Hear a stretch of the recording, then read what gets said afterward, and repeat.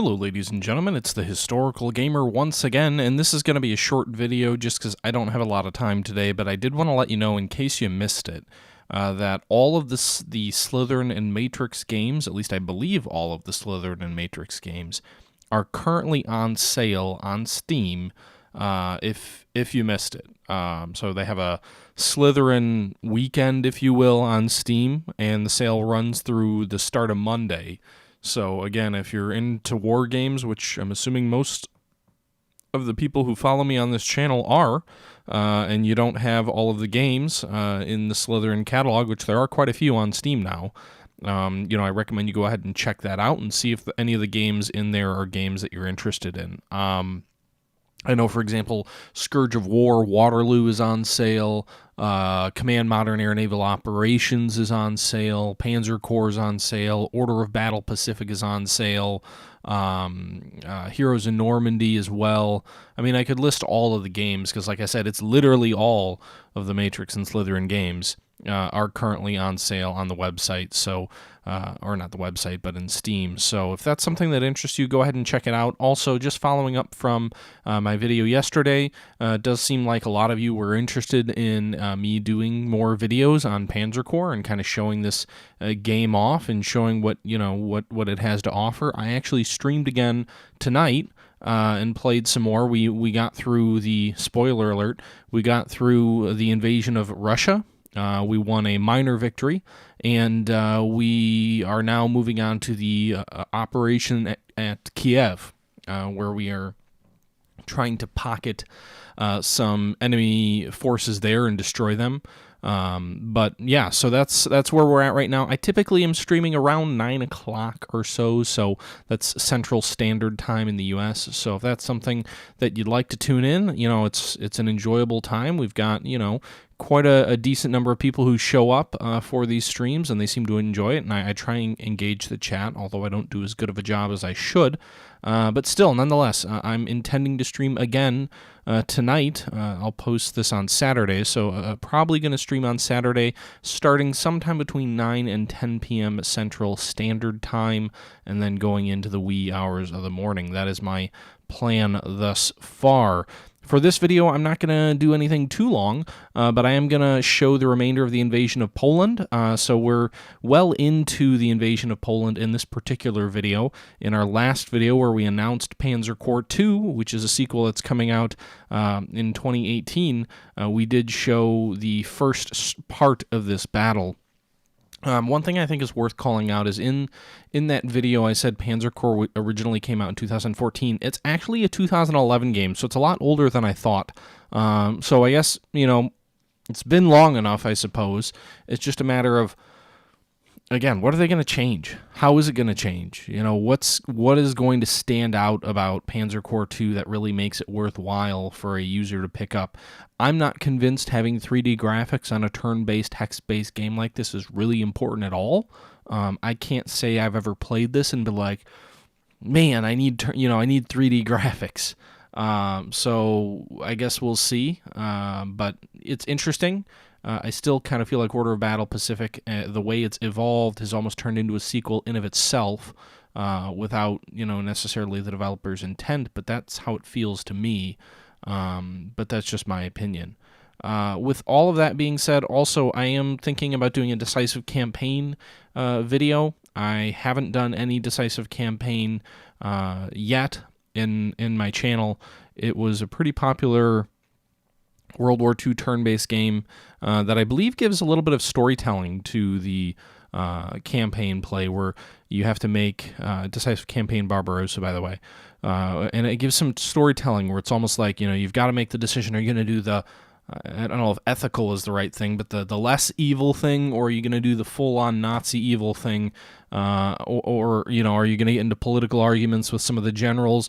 It's almost got a little bit of a role-playing element in the game, or so I've heard. Again, I haven't played it firsthand, so it's hard for me to really comment on if it really plays out that way, but from everything I've seen, it seems to have somewhat of a little bit of a role-playing factor in it, which I think is really cool, because one of the things I always really enjoyed about PTO 2, Pacific Theater of Operations 2, this old, I believe it was KOI, or however you pronounce it, KOI, old Koei game where you were fighting in the Pacific Theater as, the Americans or the Japanese. One of the really neat things I always found out about that game was the ability to have inter-service rivalries, because the Army will set their own objectives, the Navy will set their objectives, you'll have cabinet meetings where the two sides kind of have to negotiate against each other and draw cards, almost like a board game, but you're drawing cards to try and negotiate against each other to see who gets, the primary set of resources that allow them to obtain their objectives, and you've got the president kind of in the middle trying to figure things out. Now, I don't think decisive campaigns goes quite that far, but it is something that I've heard does have a fair bit of inter-battle decisions to make that affect the game and make it a little bit more of an interesting kind of dilemma. Are you going to give in to the handicaps that Hitler puts on you as a general, or are you just going to go for the win and piss off Hitler, but hey, at least you can ensure victory or something to that effect. So we'll see. I may do some of that, but I'm going to continue the Panzer Corps series. I've now got about 7 hours of footage, so that'll be about 14 episodes.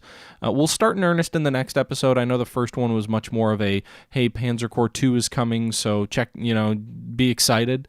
But in the next video, we'll really kind of talk about the campaign, about the gameplay, about the history, and jump into sort of my traditional spiel as we play through it. Occasionally, you may drop back in with a live stream chat, because again, this is all based off of a live stream. All the video was taken from a live stream, and we'll see how long I can keep the game interesting. With that being said, you can see here we've conquered Lutz already in the game. We've already conquered Krakow, which is another Polish city that has fallen to our forces. I've also taken the liberty to attack some of the southern Polish towns. We've lost a little bit in the way of casualties, but we've prevented the Polish from kind of coming up and taking any of our objective points by surprise.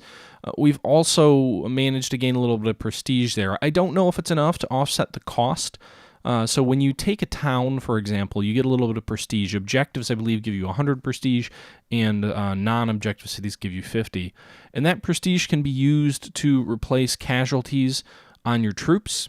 And there's two types of casualties that you can replace in the game. There is the standard replacement, which is just kind of a greenhorn coming out of the boot camp, raw behind the ears, not as effective of a soldier. And there's the elite replacements. And the difference between those is your troops gain experience as you fight, and I don't know if it's every 100 points of experience you get a star, and there's a maximum of 5 stars that you can earn, and the traditional hit point value of a unit is maxed out at 10, but for every star you have, you can increase that. So a unit with 1 star, 100 plus experience can theoretically have up to 11 hit points, or 12, or 13, or 14, or 15, basically. So with that being said, right now, as you gain experience, anytime you fight, artillery firing around on the enemy, infantry taking an attack from the enemy, attacking the enemy yourself, anytime you fight, you gain prestige. So slowly you build up these stars worth of experience in this game, and you go from there. However, if you use regular replacements, you have a substantial hit to your unit's experience. Because again, you've got this, let's say you've taken 5 casualties and fought 5 battles.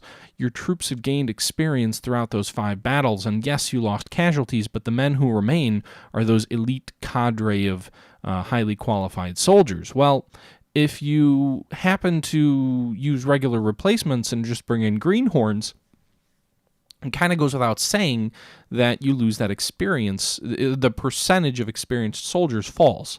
So instead of having 50 out of 50 soldiers who all have 5 battles worth of experience, now you've got 50 soldiers with 5 battles of experience and 50 soldiers with no experience. So in that case, if it was half your unit, your experience would fall by half. So there's the regular replacement option, which suffice to say is cheaper, but then you also have the veteran experience, or the elite replacements.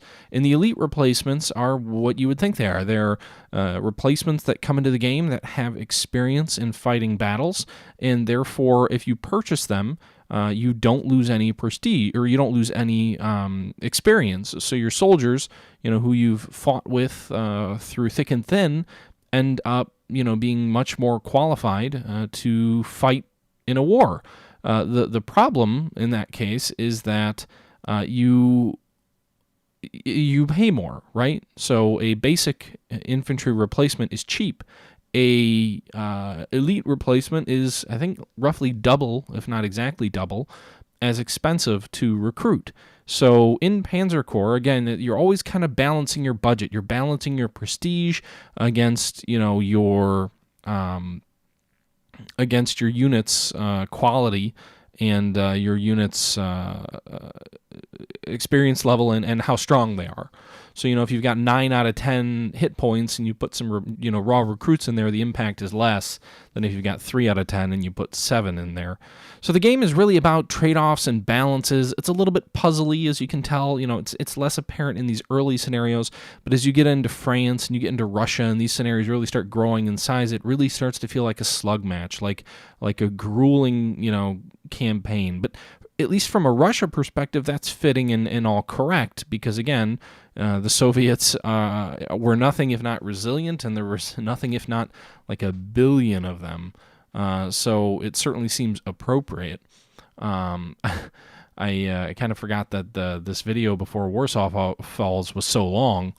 Spoiler alert, again, I will take Warsaw and win. If you fail to take Warsaw in this scenario, you lose the game, so you can't keep playing.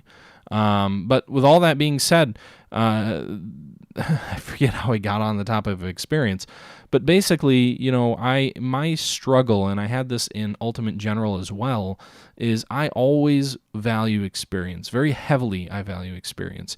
And so when I run into a scenario where I need reinforcements, I default to the experienced troop because I don't want to lose those elite cadres of soldiers. The bad thing with that is I almost always end up fighting with troops that don't have, full loadouts, or the army is smaller than I would like it to be, and that's because I'm always going into battle with my elite troops, but that means I don't have enough money to raise new reinforcements to come into battles with full strength. So that's a trend that you'll see throughout these battles as I'm playing Panzer Corps, is that it'll say, you can have up to 28 or up to 30 units in this battle, and I might only have 22 or 23. My thought process is those are damn good 22 or 23s, but as you get later into the game, what I am noticing, and I haven't ever really played some of these later war scenarios because there's these trees that you go down when you play, and depending on your result, you get a certain scenario that you fight. So if you win a decisive victory in Barbarossa, you get Moscow. If you win a minor victory, you get Kiev. And so every time I play, if I get a minor victory, then I've never played Moscow. But I digress. What my real point was is as you go on in the campaign, some of these early battles like Poland, which we're fighting here, it feels very much like a finesse game where you break out quickly, you intelligently maneuver around the enemy cities so you can knock out their artillery, you use your aircraft in conjunction with your land units, and there's a lot of really intelligent combined arms warfare. What I've noticed is the later you get into the game, the more it seems to become like a slugfest. So the Russian front quickly becomes just plowing through one mass of Soviet soldiers after another, and you quickly start bleeding your forces down. And so my preference to play with elite replacements, tying this all back to what I was talking about earlier, really becomes difficult in this kind of a game because, again, you're just taking casualties after casualties after casualties. Now, the flip side is if you never use those elite replacements and you always just get the cheap ones, yeah, you'll be able to keep your force up. You won't be under strength like I always am when you play, but you also will see the quality of your army slowly decline over time, and eventually by the time you get to 43, 44, your army's going to be a fraction of what it once was, and you won't have that competitive advantage over the enemy. It'll basically be like the Imperial Japanese Navy's Air Force in World War II, where they started with this elite cadre of soldiers and ended with people who could barely take their aircraft off. But anyway, guys, that's enough of me rambling. Just a refresher, Steam has a sale with all Slitherine games on Steam on sale right now. We just won a major victory in Poland, so Poland has fallen, and I do intend to continue this series with discussions of gameplay, discussions of history, and at least playing through a piece of this Panzer Corps series. Hope you guys enjoyed the video. Let me know your thoughts below, and until next time, this is the Historical Gamer saying thank you for watching, and I'm out.